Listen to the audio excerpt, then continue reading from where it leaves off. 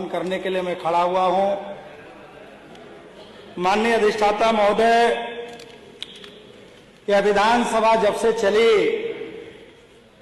इस विधानसभा में लोग जिस तरह से राम के आदर्शों के बहाने आरएसएस के एजेंडे को लागू कराना चाहते हैं,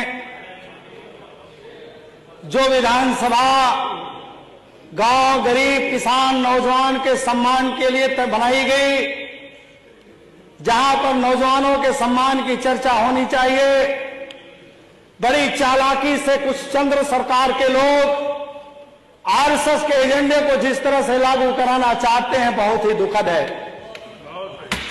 मैं माननीय अधिष्ठाता महोदय,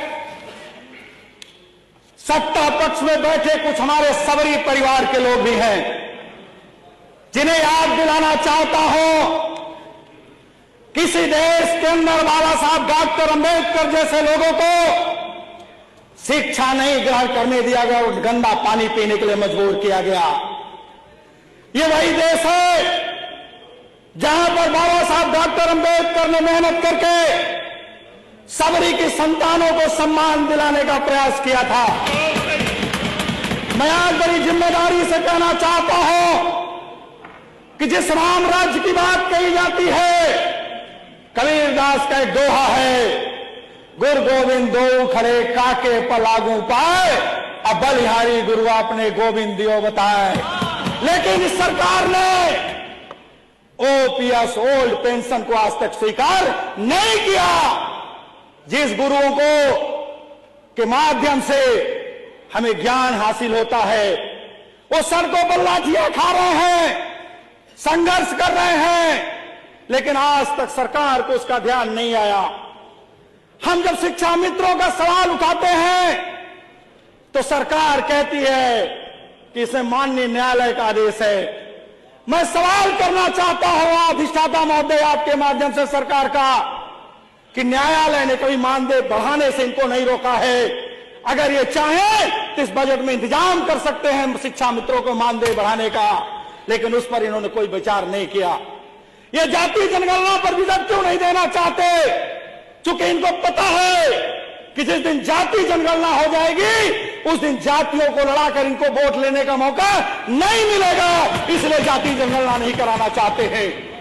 मैं आपके माध्यम से मांग करता हूं कि अगर आप चाहते हो समतामूलक समाज बने, आप चाहते हो कि संविधान को लागू करने वाला प्रदेश बने, आप चाहते हो किस देश के अंदर संवैधानिक व्यवस्था लागू हो, तो आपको जाति जनगणना करा करके संख्या के आधार पर सभी समाज का हिस्सा उनको बराबर दे देना चाहिए। वही असली रामराज और असली समाजवाद है।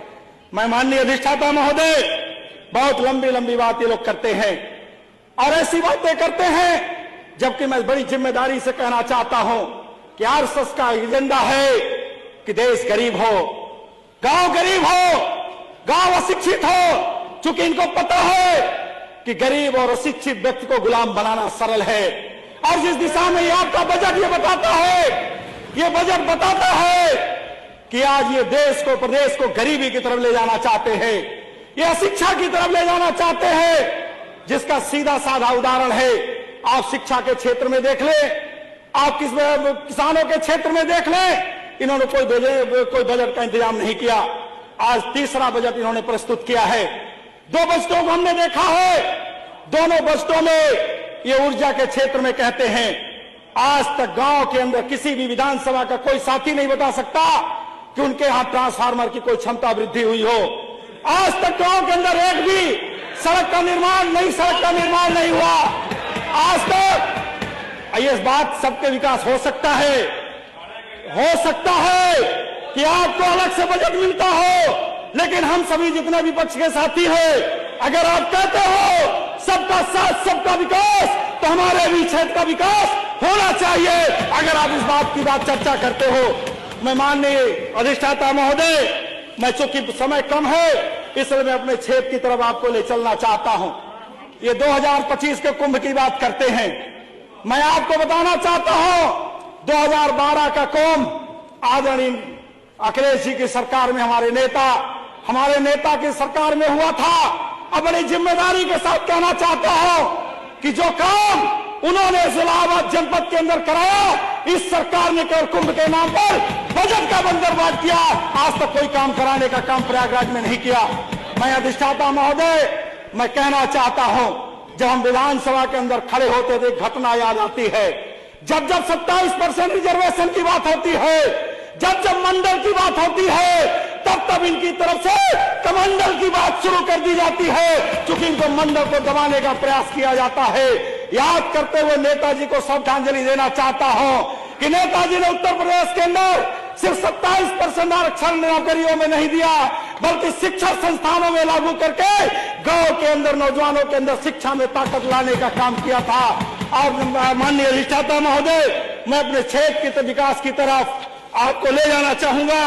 क्षेत्र का विकास नोट करा दीजिए मनीष संदीप जी। मैं अपने क्षेत्र में माननीय अधिष्ठाता महोदय, हमारे यहाँ पिछली सरकार में उत्तर प्रदेश के पीडब्ल्यूडी मंत्री और उप मुख्यमंत्री उत्तर प्रदेश सरकार के, उन्होंने परानीपुर से जब चुनाव आता है तब तक गंगा पर एक पुल बनाने की घोषणा करते हैं, शिलान्यास करते हैं, और चुनाव बीत जाता है तो हमारे क्षेत्र के लोग उस पुल को ढूंढते हैं, वो पुल आज तक दिखाई नहीं पड़ा।